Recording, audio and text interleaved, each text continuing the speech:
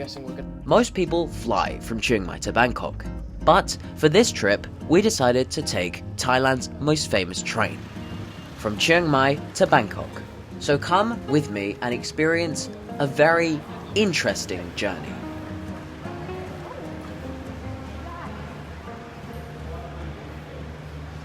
Good afternoon and welcome to a crowded Chiang Mai station.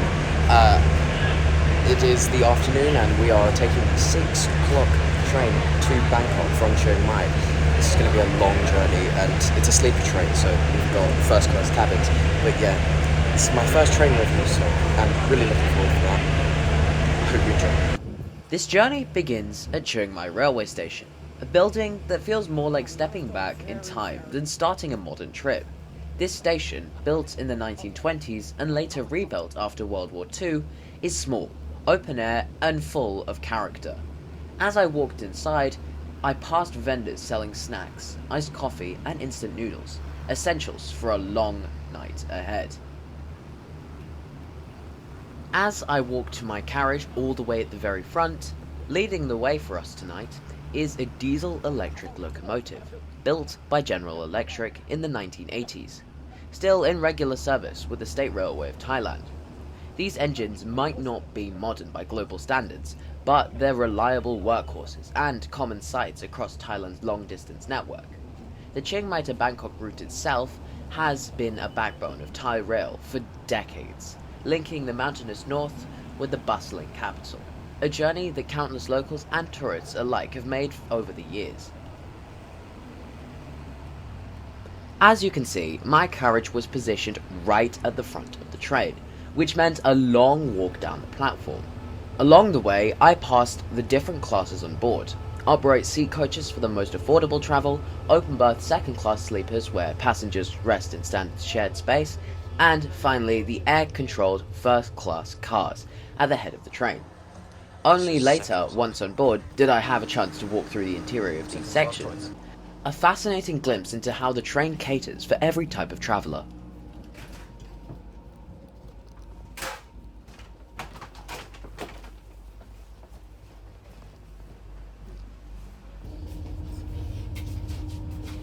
Oh, we're at the very front. I'm guessing we're going to be here, Liam. Okay, so this is what we've got. We've got a nice old seat, a big bed, the window, this, bottles of water, and 2 screens, and pillows. Welcome to this train. That's something I want to say. Anyway, we are now on the train. I am in my first class cabin. We are at the very front of the train. So this journey will be like approximately 12-ish hours, and we are going to be going fully overnight. This cabin, it's quite large, like compared to other trains, I guess. We've got 2 seats, a screen, another screen, and then a bunk, which you can also sleep on. So you can sleep on this and sleep on this. So this is meant for 2 people. However, you can also use this. You can make it into a double room. So this is another room.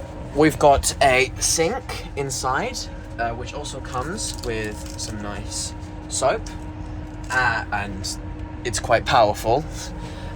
You've got power, and it comes with bedding. That's basically all, I think. We're going to be leaving in about 20 minutes, so not that long from now. I've seen the menu. It looks quite good, but there is French fries for breakfast. I guess that's a Thai thing. But it's time to get going.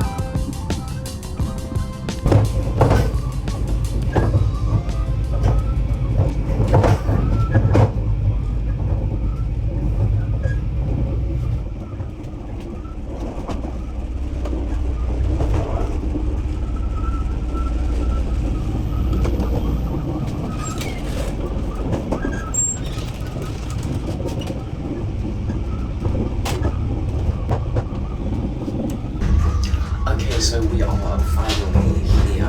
We are finally moving. Welcome on board this train from Chiang Mai to Bangkok.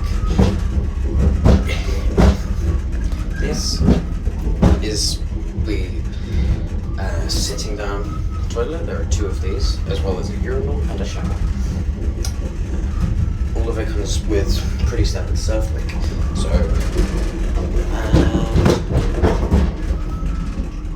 Toilet paper, so has it.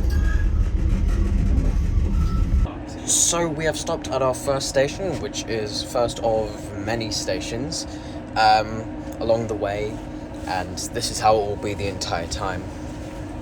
Wait, are we going to go through mountains? For the dinner service, food had to be ordered separately from the dining car.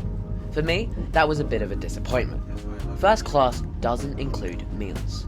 Unlike many long-haul night trains in Europe, the menu offered Thai classics like green curry and fried rice, as well as basic Western dishes. Prices were fair, around 150 to 200 baht, and the food itself was fine, filling but unremarkable. Pineapple. By 9 o'clock, the staff came around and the beds were soon set up. Sheets and blankets were provided, though thin, and the pillow was a bit lumpy.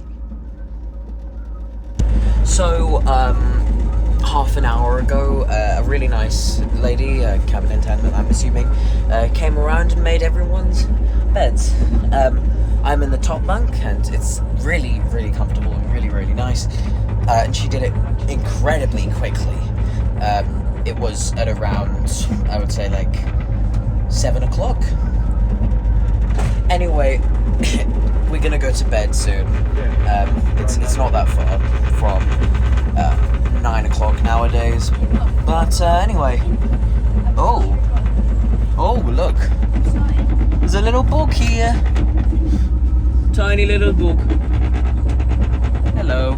Anyway, up here you can expect a low roof, some controls which are for the television, which you can see when you're sleeping. Here you've got up and down channel, volume up, volume down, and a USB port that doesn't work, headphone jack, and a power button for that said screen. Up here you can also get a nice standard plug, not universal, and a little reading lamp, as well as a nice holder. There's also a railing in case you almost fall over. Provided is this cushioning, a bed cover, one pillow, and a blanket, which is nice.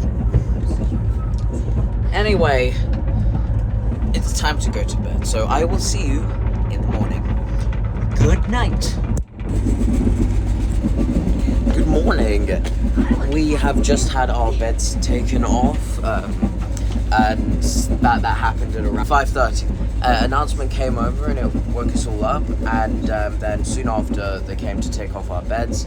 Now we're just sitting here in the really nice, beautiful morning light, and there is a breakfast selection, but we're not going to go for that today. Heads up, you do have to pay for the food here. It's not complimentary. But I slept quite well.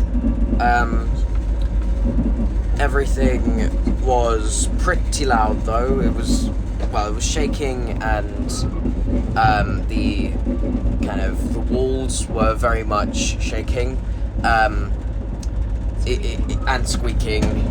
So bring earplugs or something like that, because it gets very loud, and maybe bring an eye shade, because the light can seep through the windows.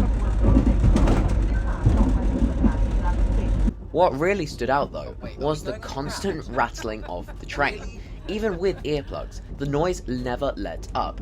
It wasn't unbearable. I did sleep, but it meant sleep came in short bursts, rather than a full night's rest.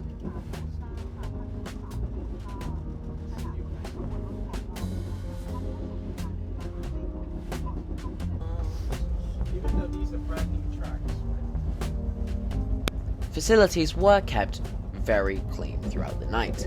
The shared toilets at the front of the carriage were clean for most of the journey, though by morning they naturally felt a little more worn after hours of use.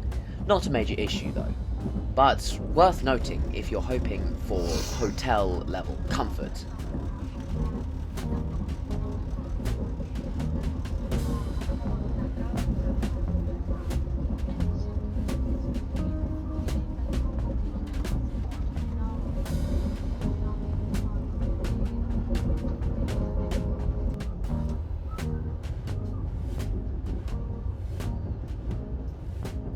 Well, here we are. We arrived almost on time at Bangkok's new Krung Aphiwat station, a vast, modern terminal that feels more like an airport than a railway station. Impressive, but also located outside the very heart of Bangkok, which meant one last leg by taxi before the journey was truly over.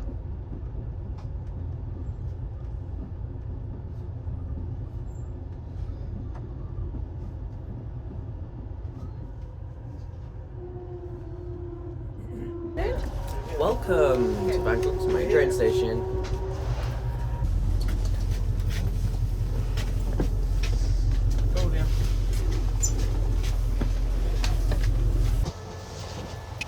Looking back, the first class sleeper offered privacy, decent value for money, and a rare chance to see Thailand at its most beautiful. But it came with trade-offs: constant rattling throughout the night, a fairly light sleep, meals that had to be paid for separately, and toilets that, while mostly clean, weren't up to first class expectations at the end of the ride. Flying would have been faster and easier, but we would have had to book a hotel. So, in my opinion, first class on a sleeper train is worth it. You get a bed. The train wasn't necessarily luxury, but it was an experience, and sometimes that's worth more than the convenience. I recommend it. You should try it. Thank you for watching this slightly less conventional video of mine, and I'll see you in the next one. Comment down below what you thought of it, and subscribe. Thank you for watching.